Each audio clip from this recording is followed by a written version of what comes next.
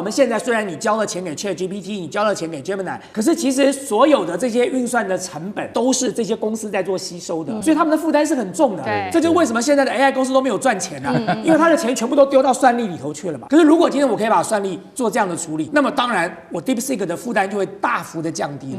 那 DeepSeek 是怎么做到这一点？靠着演算法，这才是它厉害的地方。就 DeepSeek 它一直号称说它要用软体的突破这个硬体的封锁，而 DeepSeek 真的做到了。接下来在晶片站，我们来关心到的是中国大陆的晶片有黑科技的突破。今天要来关心到的是大陆最新宣布的这一款叫做3D 混合的剑黑科技，那么竟然声称能让14奈米晶片效能媲美这个辉达的4奈米 GPU， 怎么回事？我们赶快来看到是中国大陆的半导体产业协会的副理事长，他这样说：14奈米的制程，再搭配上18奈米低润记忆体的人工智慧晶片，我们采用的技术是3D 混合键合技术，就能够实现这个有一点复杂，等一下请委员来帮我们解释哦。这个铜对铜超高密度连接，效能媲美辉达的4奈米的 GPU， 真的能做到吗？是用什么样子的原理？那他这边有特别提到是靠着记忆体贴在一起跑，就可以让延迟大幅下降，速度飙升。委员怎么看？对，这其实是封装技术的一种大幅度的提升哦。就是大家现在看到的那个晶圆的产业，其实它是一条产业链嘛哦。你说台积电它把晶圆做出来了之后，不是这样就拿去用啊，不是这样就能够拿去做组装了。它要送到封测厂去测试，然后去封装，这就叫做所谓的封装。什么叫封装？就是因为你一个电子元件哦，你里头包含了非常多的晶片，那不同的功能你就有放不同的晶片在里头。可是你把晶片堆叠在一起的关键问题来了，你晶片堆叠的时候，你要怎么堆叠？你要怎么样的堆叠才能够让效能提到最高？那过去在堆叠的过程当中，它中间是有一个要键合的时候，它会用，比如用那个锡啊来做焊接的这个动作。所以呢，在过去的这个堆叠的过程里头呢，它往往如果堆叠的不够紧密，那么你中间就会产生在能量传递过程当中的消耗，然后你中间在这个速度上也会受到延迟。所以在这个过程当中，所谓的这个 hybrid bonding 哦，就是我们现在在讲的叫混合链合哦，就混合链合这个混合键合这个工作，它其实做的就是什么呢？它可以跟你精密的做到，我晶片跟晶片在对接的时候呢，我铜对铜，然后呢，我非传导的地方对非传导的地方，所以呢，我在传递的过程当中，我晶片跟晶片之间的这个空隙可以压到最小。那我压到最小的时候呢，我传递的耗能就会降低，然后我的速度就会变快。是，所以现在我们看到中国大陆讲的这个所谓的黑科技，就是现在在封装的测试的行业里头，大家都在做的，就叫做我刚刚讲的叫做这个 hybrid bonding 哦，就是所谓的叫混合的这个链合哦，或者混合的键合。那么如果中国大陆真的能够做到这一点，那么当然，在封装技术上算是一个很大的突破。那他现在所提出来的说，他在很多的效能上能够大幅的提升，那这并不令人意外了。好，一方面我们刚刚看到是在晶片上面的这个黑科技突破，那另外我们也来看到是 AI 大模型上面也有突破。两个，一个是 DeepSeek 的 V3.2。那另外一个是它有一个 special， 就是特殊款。我们先来看第一个，这个 DeepSeek 的 V3.2， 主攻的是推理跟日常任务。至于 special 版，它就是听起来就是往这个比较高性能的版本去发展。官方说了，这个性能甚至可以超过 GPT-5 跟 Gemini 3.0 Pro。那它厉害的地方是它有这个 DSA。稀疏注意力架构，简单来说就是可以大幅减轻 AI 处理长文件啊、复杂任务所需要的运算，而且成本直接砍70%，真的能做得到吗 ？DeepSeek 能够硬碰 GPT-5跟 Gemini 3 Pro 吗？干哥怎么看？好，我跟你讲哈，他就说那个 DeepSeek 它的那个V3.2 Special 已经参加了国际数学奥林匹克竞赛，还有什么？还有那个国际大学生城市设计竞赛，你知道吗？他们就说他的模型表现哈，专家结果分析出他的表现可以从人类的学生，从第1到第10名里面，这个 Special 他已经拿到第2名跟第10名这2个名次了。也就是说，已经跟人脑在拼了。那其实我觉得这个贡献是非常强大的啦。最主要的原因就是说，它就是在长文里面他找到一个方法，为什么？就是 DSA 它用很低的成本，它先扫描索引，它扫描索引之后，你知道我们在建立模型的时候，很多比如不管是 ChatGPT 或者是 OpenAI 也好，对不对？他们会整个去看啊，所以当然它模型会大嘛，但整个去看，然后慢慢再筛选。那你要泡一杯咖啡等它，对不对？我现在讲的是10几万字的那一种啊，就大型的仓库里面，你要用1杯咖啡的时间等它，或者你只要2秒钟，它就可以翻译出来。现在 DeepSeek V3.2它就做到了，它就做到，他说不用，你可能只要转眼之间，它就可以帮你翻译出来。它用的方法很简单，就是把99%的废话给丢掉。但是你要怎么样知道那99%是废话？它只要那个1%，然后深度解读，那就是 DeepSeek 啊 V3.2的 Special 版，它的功能跟实力。所以在传统模型，它处理部分的资料的时候，它花的时间是现在普遍模型所遭遇到的问题。那 DeepSeek V3.2，它到现在有这个2个版本，都慢慢的让这个开源，我就是开源，我真的是开源啊，我的词源都是 open 的，所以在这种情况下，它的解算能力越来越高，而且他说真的可以跟谁，就是跟谷歌被认为是最强的 Gemini 3.0 Pro 啊，对，这个是最强的。他说他有一天我会打败 Gemini 3.0 Pro， 有没有可能？我觉得梁文峰什么事情都干得出来。非常有可能。好，另外一方面是有没有可能再就是说成本还说可以降低70%，委员怎么看？对，我简单的帮大家科普一下，因为我在研究所教的就是人工智慧哦。那么我们在人工智慧里头最常听到的就是词源。什么叫做词源？我讲一句话，我想吃苹果，这句话电脑读进去的时候，它要先把这一句话分成不同的词源。我是一个词源，想是一个词源，吃是一个词源，苹果2个字是一个词源，句号再是一个词源。当你把词源分完之后，你要做的就是把它变成向量，所以叫做文字转向量。我们现在在讲的处理词源，为什么是一个重要的关键？就是你把词源分完之后，电脑不是读这些字哦，在电脑里头，我代表的是一个向量，这个向量可能有10万个数字。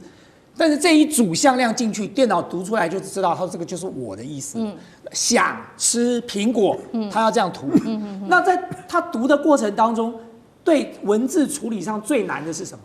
我读了，它读进了我之后，我下一个输入的是想，可是它不能忘记我啊。对，我还要在里头啊。它如果只是读了想，忘记掉了我的话，那这句它根本不理解，它最后只读到了一个苹果，而不是它最后只读到了一个句点而已了。所以呢，要如何能够一长串的文字输入，而能够让它处理，这是一件很不容易的事情哦。我刚才讲说，我今天输入我想吃苹果，我用文字输入，我要经过第一个大模型，我要把它变成向量，然后第2个我要进入真正的大模型，我要开始进行处理，第3个我要吐出来的时候还是向量，我又要再经过另外一个大模型把它变成文字。所以你看看，在处理的过程当中，这就是所谓的成本了。这就是所谓我们要花的时间成本跟经费成本。为什么需要这么大的算力？原因就在这里。那 DeepSeek 很厉害的一点就是说，它如果能够把处理每100万个词源哦，各位知道100万个词源是多少吗？大概你可以把金庸的《射雕英雄传》整套丢进去，大概也就是100万个词源了。那么它处理的这个费用可以大幅的降低。那这对 DeepSeek 或者是对 DeepSeek 的用户来说，这是一个很重要的福音因为我们现在。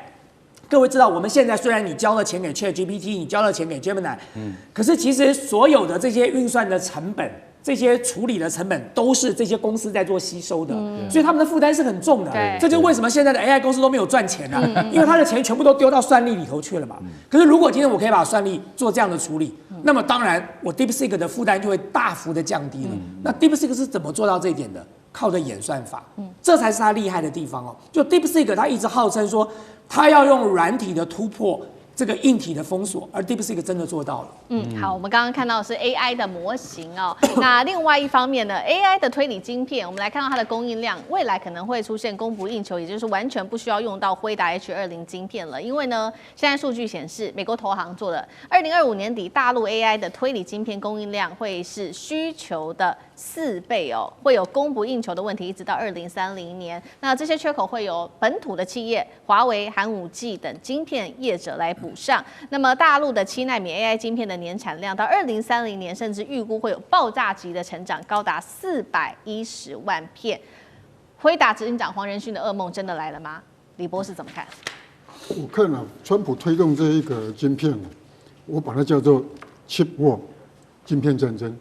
那因为晶片战争，所以他在推广 chip marketing， 晶片的市场。那他这里特别讲到说，这是一个出口的管制，会不会失去意义？我认为啊，以美国这么大，然后科技这么进步，它不应该叫出口管制，它应该叫出口辅导。如果你把管制 control 这个改成辅导的话，这个晶片战争打不起来，黄仁勋也不会这么害怕。接下来持续来关心的是中美之间的晶片战。首先，我们今天会先来关心的是中国在7奈米上面的突破，能否不靠 EUV 也不靠荷兰的技术呢？等一下会做关心。另外一件事情，等一下持续来关心是中核之间的安氏半导体的经营权之争。现在烧到整个供应链，不只是欧洲车企、日企，还有韩国的这些车企受到影响，包括了现在已经烧到全球供应链，像是在航空领域等等。等一下都会一起来做关注。今天的3个火线话题，我们先来关心的是北京大学攻破的显影光刻技术7奈米突围成功，代表大陆不用靠 EUV 了吗？就能够撕开美国的封锁线吗？第二件事情是荷兰硬夺下的安氏半导体，但是中国大陆反手段。欧洲国家的供应，从车厂一路烧到航空领域，甚至是机械，有一些领域甚至1周内恐怕就会全面停摆了。这对于欧洲来说，到底压力有多大？荷兰还撑得下去吗？尤其在这个时候，荷兰总理急着撇清说：“其实呢，我们接管安氏半导体不是针对中国大陆的，我们只是因为认为呢，他们的执行长这个安氏的执行长是有问题的，所以我们祭出了这样子的一个惩罚。到底是公司治理有问题，还是因为美国压力，所以他们得持续的来做这样子的一个动作？川习会能够救得了这一场安氏半导体的危机吗？等一下我们都会一起的来做关注。刚刚讲了，中国现在有一个最新的技术，确实震撼全球，因为这个又上了《自然》杂志，就是北京大学这一回联手产业研发出的这个是新型的显影光刻技术，只溶解光刻胶。曝光区域就能够精准将这个转移的电路图案到细片上面，正式跨入7奈米，甚至是更先进的制程。这是怎么样的技术就能够突破美国的晶片封锁战吗？委员怎么看？这个报道可能跟事实不太符合哈，我跟大家解释一下。我们在做半导体晶圆呢，第一个在晶圆上先要涂胶，涂的就是光刻胶。然后再来要做什么？要曝光，就是光刻机的曝光扫描。那第3个就是把它丢到显影液里面去显影，然后显影就会去掉了光刻胶不需要的部分。那最后呢，再数刻，把它在上面去刻出线路来，大概经过几个手续，每一道手续都可能会有一点点不良率，然后每一道手续累积下来，就整个产品的不良率就构成你在半导体制造的成败。那我们来看一看，这个并跟光刻机无关，这个是跟显影有关，所以它名字叫做光刻显影，因为它用一个特殊的技术去发现到说，原来光刻机做曝光完了以后，在显影的过程里面，因为光刻胶会有残留，原来假设说光刻胶会平均散在显影液里面，它说不是。会在特殊状况的时候，它那个光刻胶的胶分子会乱粘，就造成你图案本身线路图本身产生缺陷。所以用它所提供的方法，在7奈米的制程里面，可以把这个显影过程里面的光刻胶的残留造成的不良率下降99%。那这个当然是一个提升良率的一个方法。对然后再送去数科的话，会做出更好的。有良成品但这个不要把它看成是光刻机，跟前面的制程是没有关系的但是这个对于全世界制造7奈米的一些半导体厂，那可能都要花钱跟他买这方面的专利技术了不管台湾的台积电或美国的有一个买，但这个是等于是中国大陆在这个做。这种半导体上面一个技术上的进步，因为它本来它的曝光用的光刻机技术就没有很到位。那如果说不良率蛮高的话，可以在这个显影的过程里面降低它的不良率，来去之间相互补偿，就可能会使中国大陆的半导体制造更往前进一步。是好，这个技术可以提升中国大陆在晶片上面的良率是大幅的提升。那另外一方面，同样也是晶片战，我们要持续来关心的是中核之间针对安氏半导体的这个经营权之争中国在荷兰强制接管了安氏半导体之后，大家知道吗？中国厂是立刻断供晶片出口到欧洲国家。那首先是车厂的部分，受到了很严重的重击，不管是欧洲、日本或者是南韩的车厂。那我们大概看到这几个品牌，福斯、B&W 到 Benz， 甚至是南韩的这一些现代、起亚、大众，更是直接被迫停产现在其实呢，来自于德国的媒体，他们非常的忧心做了一个报道。他说，其实这样子的一个断供是2021年疫情之后的第2次的断供的危机，而且这一次恐怕在1周就会做全面的爆发了。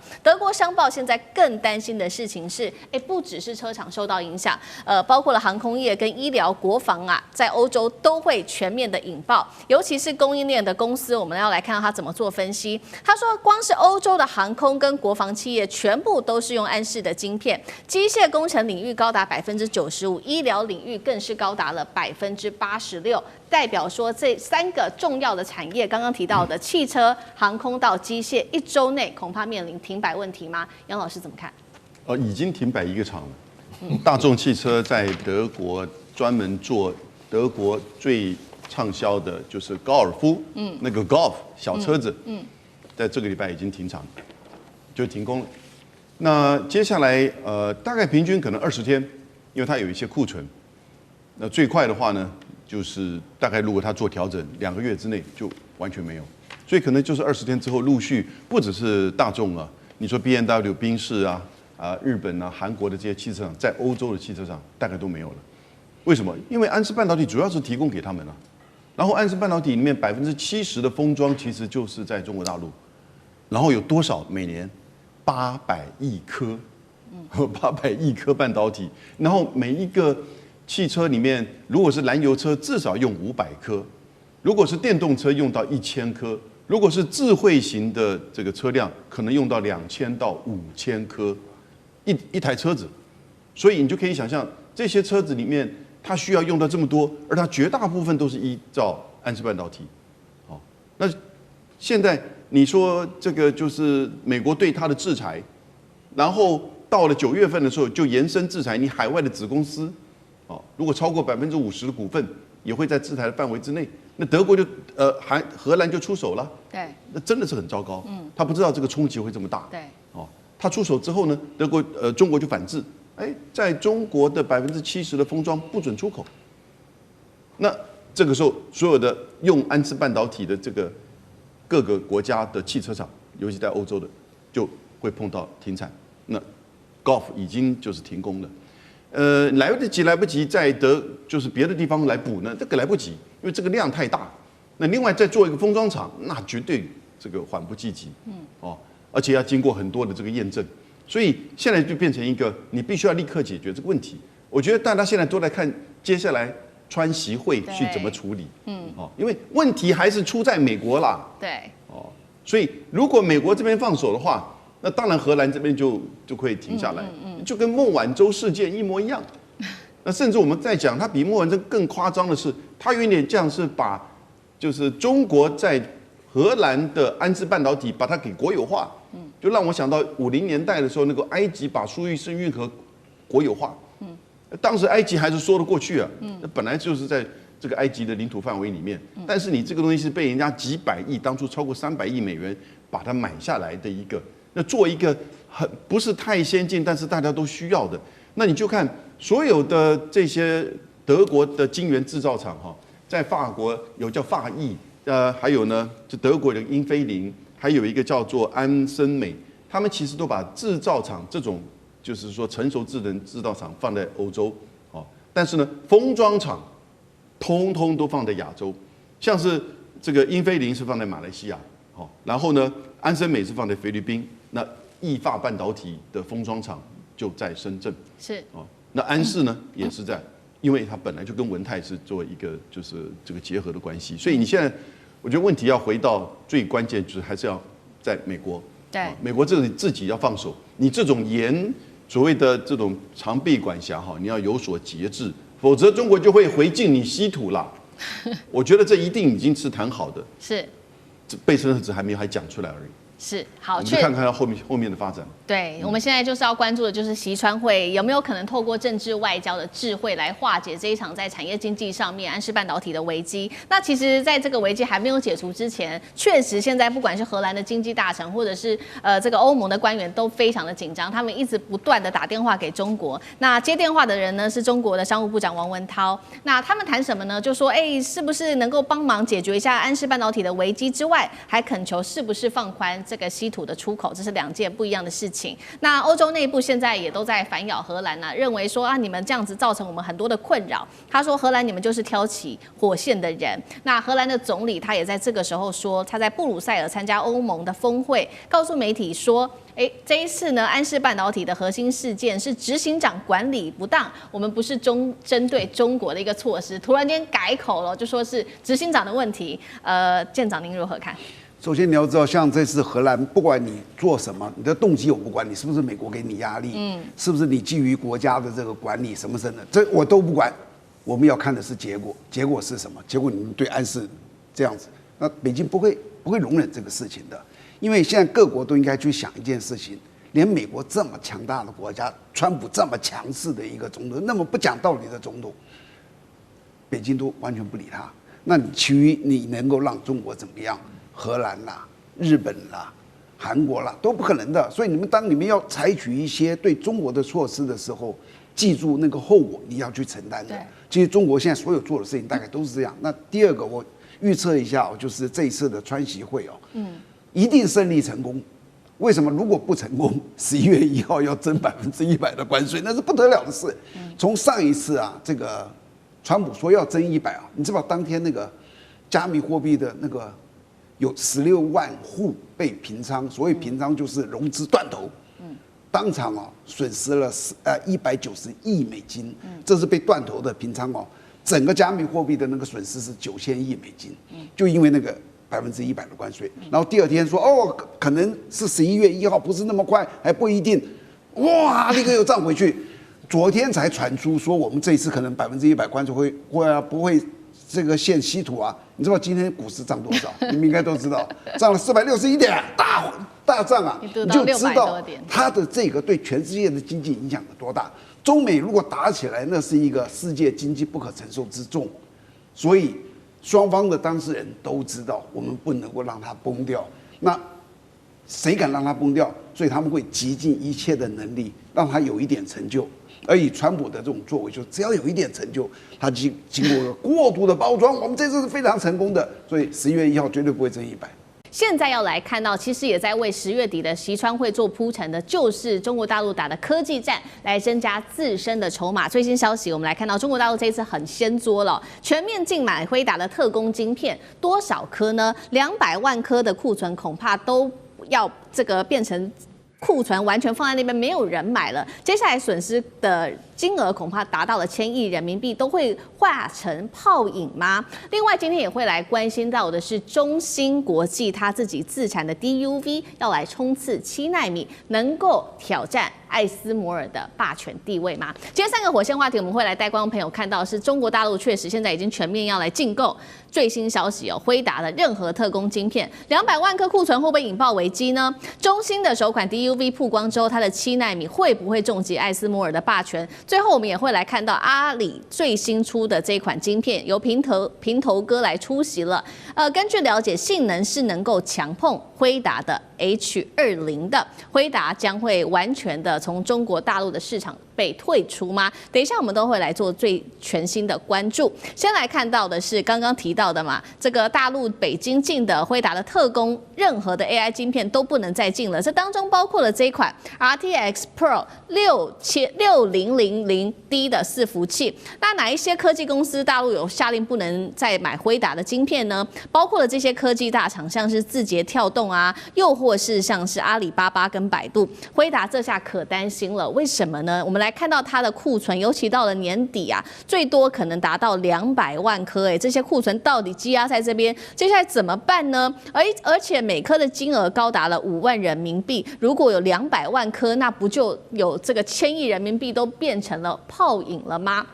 我们来看到最新的发言，来自黄仁勋的说法。他说：“对啦，我现在是真的对于中国大陆的这些动作感到很失望，但是我还是会耐心以对的。”美国的众议院议长则是痛批中国大陆成为美国的一个对手。刚刚讲到的是最新科技，尤其是中国大陆要自产自己的晶片之外，还有光刻机，这是最新消息。中芯国际它测试了这一款是由上海的新创公司与量生生产的28奈米的 DUV 曝光机，它靠的技术就是多重曝光，还有这种静默式的技术。等一下请委员来带我们看，生产的是7奈米晶片。那么现在也做了一个预估中芯跟多家的大陆晶片业者已经规划了接下来的战略蓝图，就是说2026年他们的产能要能够翻到3倍。但是根据了解，现在大部分都还是要依靠艾斯摩尔旧款的 DUV 啦。但是呢，国产晶片的光刻机最快2027年就可以来进行了量产了。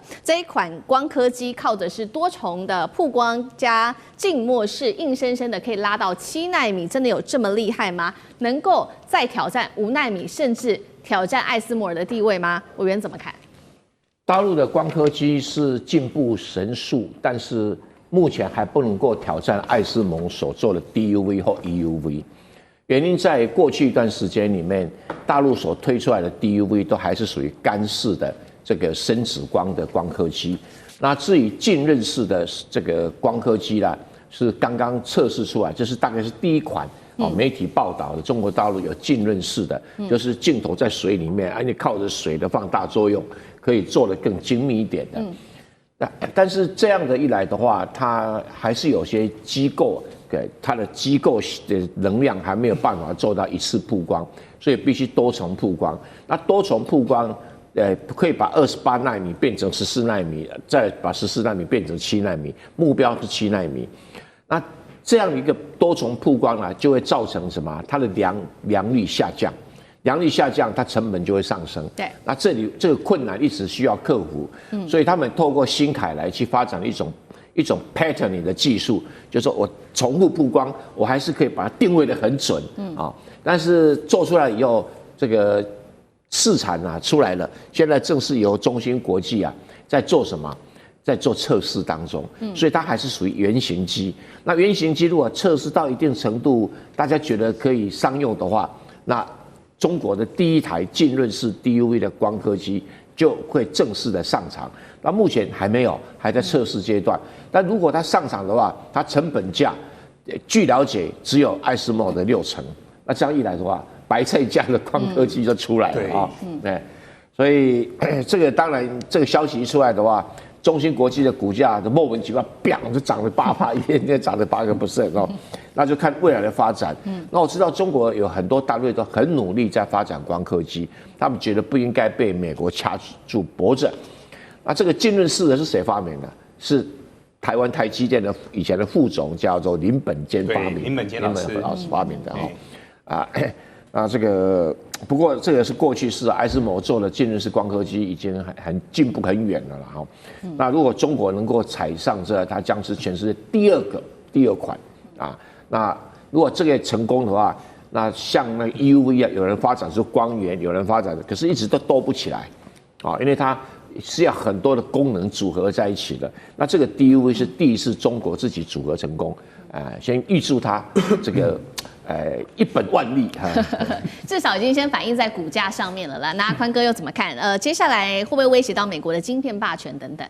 这一段谈的会是最新的数字大家如果有些记不住的，到时候就回看思敏的这么漂亮思敏的一个节目我再要谈一些比较新的东西第一个开头，辉达哭了，苹果笑了。发生什么事呢？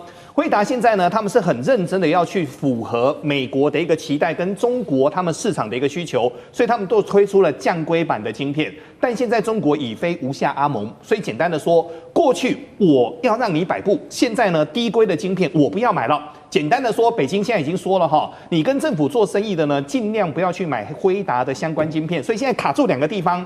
第一个新型的一个显卡5990跟6000系列的，据说卖不动，然后再来新的，因为 H20后面接的是 B30嘛 ，B30的晶片听说现在中国也不买，所以现在黄仁勋慌了，他就说我失望，但是我会耐心以对。为什么呢？据传货已经准备好了，那现在大家在估到底会影响多少？会影响50亿美金。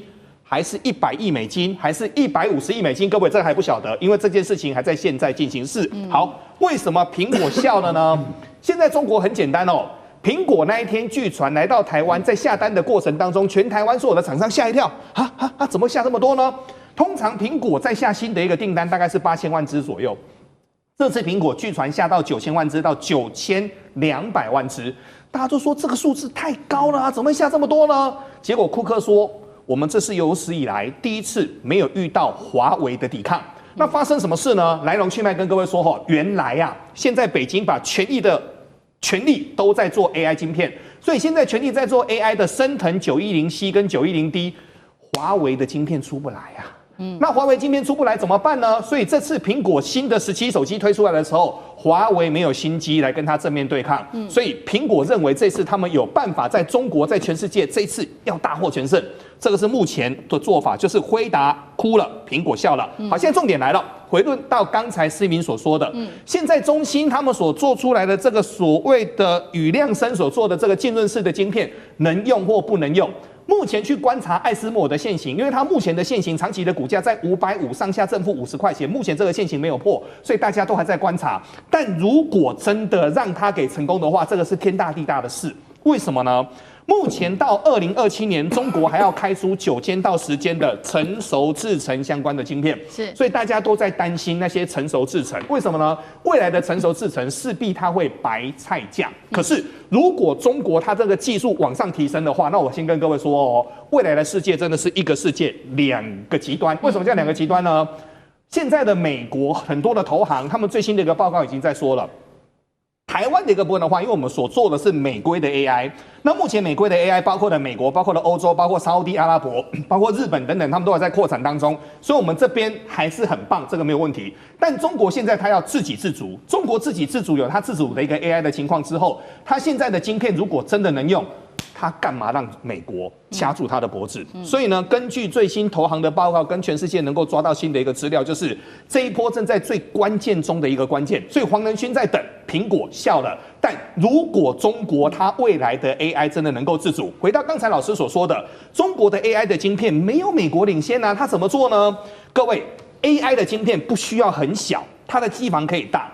所以他们目前呢，据说第一个在矽光上面的专利锁不住，美国的专利锁不住哈，他们的光纤的一个技术、软体的一个技术、记忆体的一个技术都已经跟上来了。所以只要中国它的 AI 到时候真的能够自主的情况的话，未来在 AI 的世界当中，就是会一个地球2个世界，美规世界跟中国的世界。那中国的世界它自给自足之后，辉达、黄仁勋跟美规这一块的 AI 会受到多少的影响，我们就一步一步的观察。但现在第一个雏形正在出来当中，可以确定一件事情是，中国不希望跟过去一样被卡脖子，所以很多事情他们在自立自强。好，中国大陆的 AI 晶片自主，现在黄仁勋真的也是很担心哦。我觉得中国大陆现在已经几乎要完全把辉达给切割出去。那以后如果真的分成美规跟中国大陆的规格的话，我们来看到其实这个加强了自己本土业者他在加强自产的能力，尤其是刚刚我们提到的这一款这个阿里巴巴。等一下我们请赖老师来带我们看它的旗下的平头哥最新的这款 AI 的晶片，确实已经能够性能超越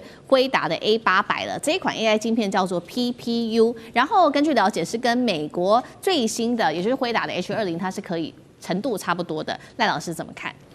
晶片这个东西很科学的，你量产一生产出来，你就给大家检验嘛，所有的仪器都会测试它的，例如说它的显卡容量有多少，它能够运算多少，它能跑多快，它那个耗能多少，这个东西你都跑不掉的，因为仪器就摆在那个地方，一放进去，简单的说就国际数字啦，对，它是国际数字啦，所以这个造假造不了。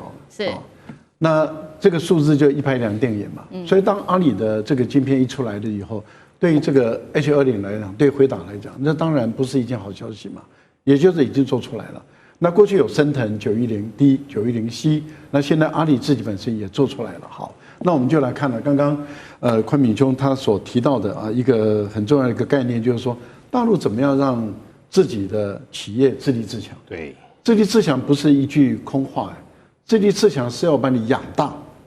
那我怎么把你养大？对大陆来讲，它的最大的优势就是市场规模够大，14亿人口，用户有多少？31个省市等。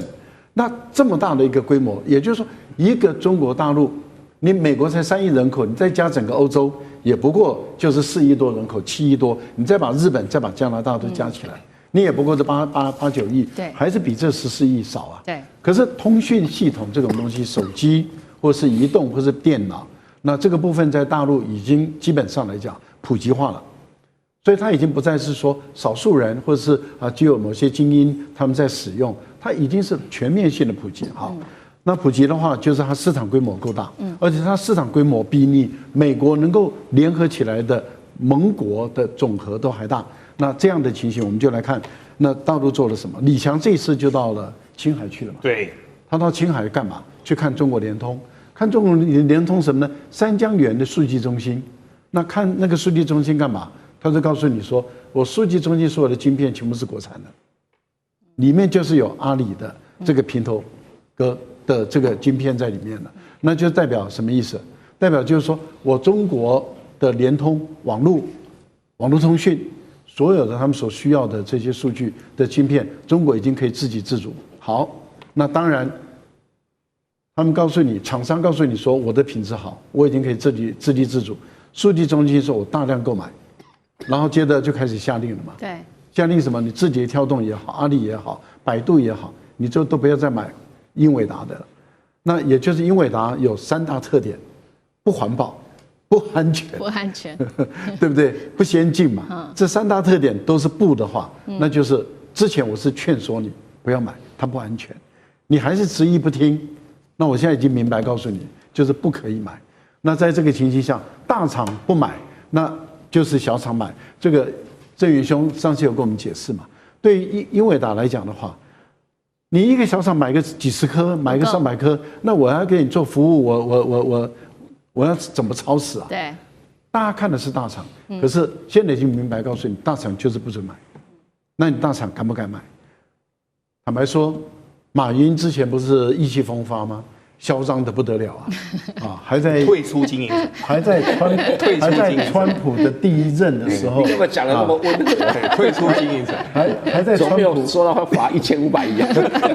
还在川普第1任的时候啊，跑去那个白宫哦，说我可以带动你多少就业机会。那时候中国贸易战正在开打，他可以干这种有点是这种。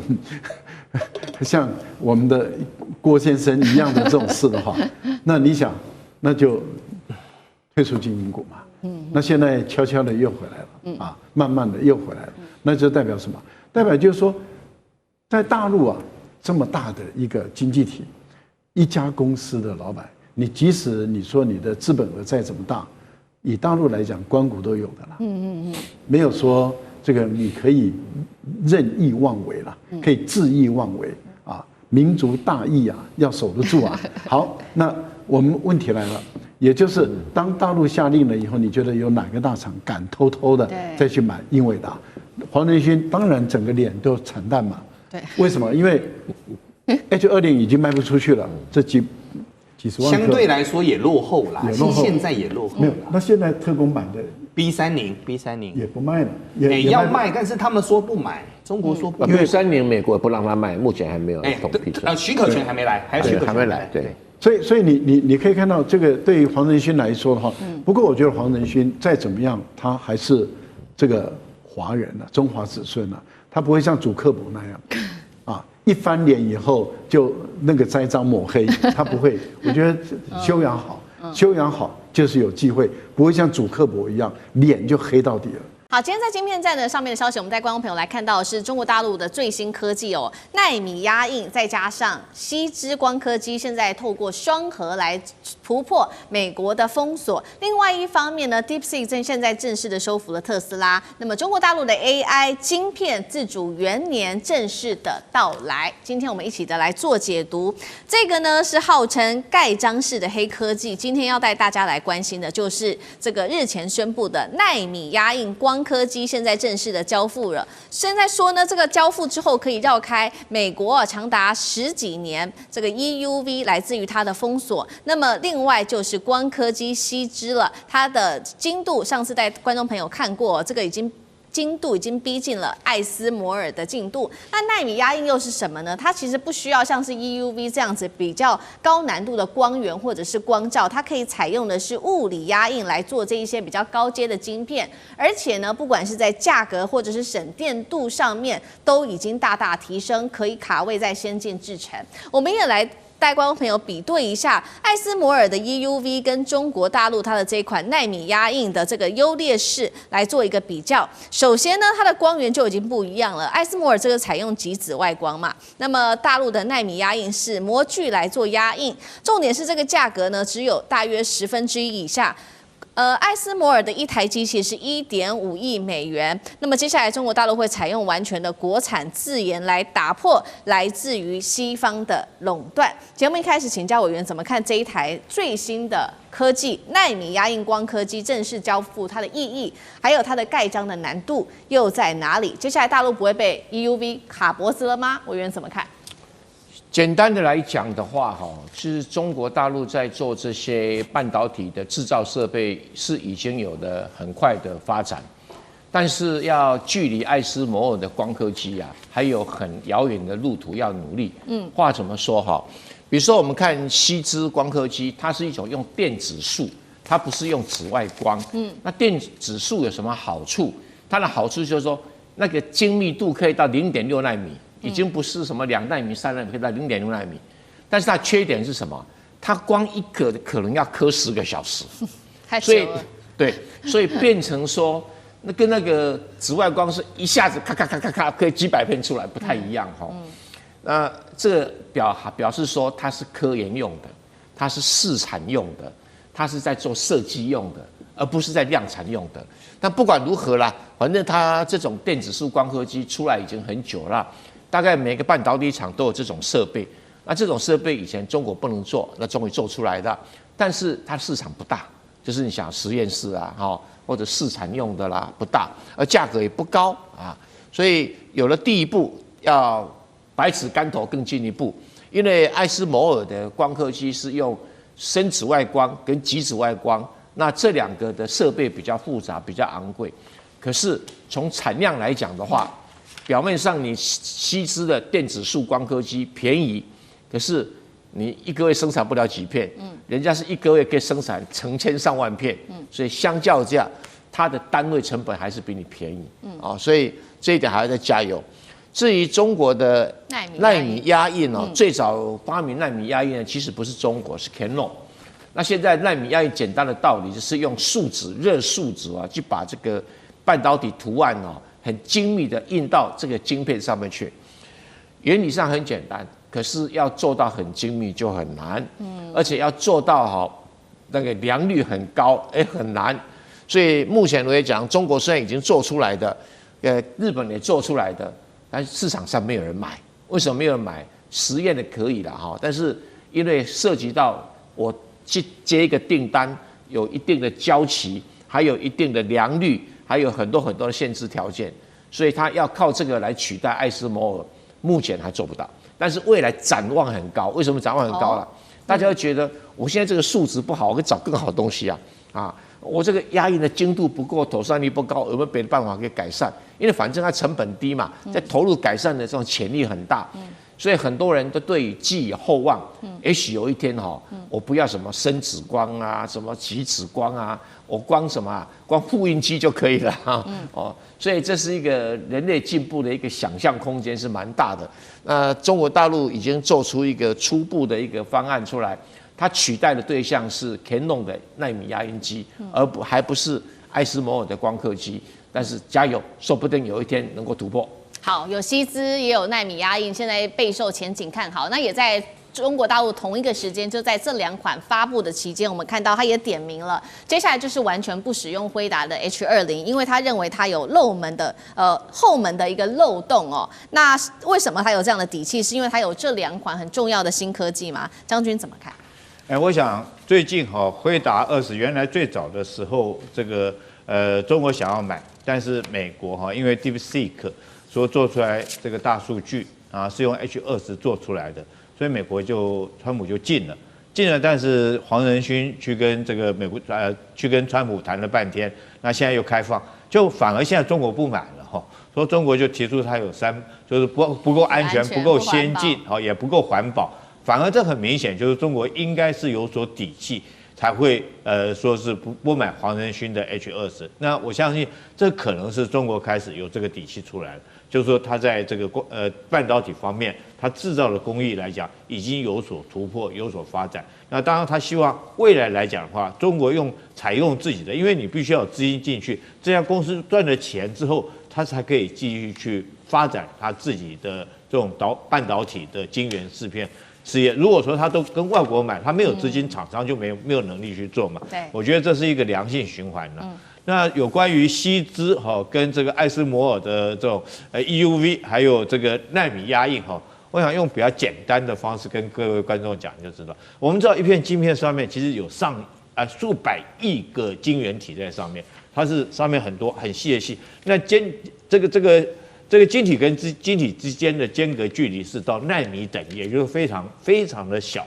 那以前来讲的话，这个艾斯摩尔你可以用一种方式来形容，怎么样在这上面画出上百亿个晶圆体。我跟你讲，它是用照相的方式你就知道说它照相有它照相的优点。我照完相之后，然后完了以后，按照这个相片上面我再去蚀刻再去清洗，再怎么样做出来。那这个矽资类似什么用处？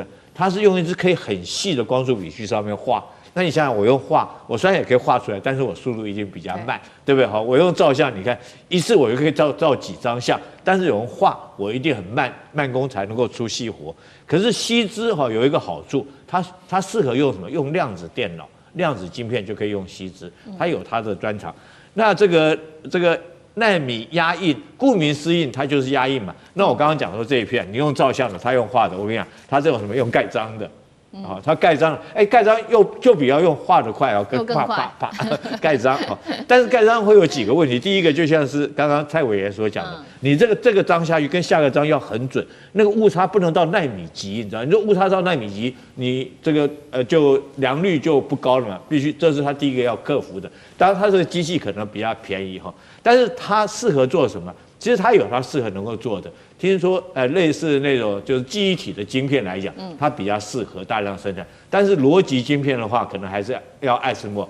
但总而言之中国短在1个月之内可以推出这2款可以达到奈米等级的机器来讲，我觉得就是一个突破。那后续来讲，它继续去研发，继续去精进，那最起码它可以做到奈米等级的这种光束或蚀刻。那后续来讲，怎么样能够大量生产，提升良率来讲的话，我觉得是等于说有开始的第一步，后续就有努力的空间跟方向。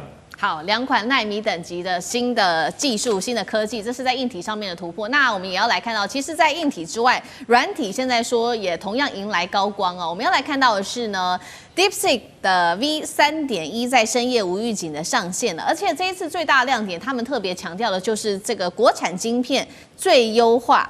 那么现在另外一方面呢，特斯拉的这个马斯克，他甚至也放弃自家原本使用的 Grok， 现在转身这个携手 DeepSeek 和豆包 AI 来做合作，大家就在解读说，是不是大陆的 AI 晶片自主元年现在正式的开启了？另一方面，大家也在看说 DeepSeek R2 是不是也要来了？杨老师怎么看？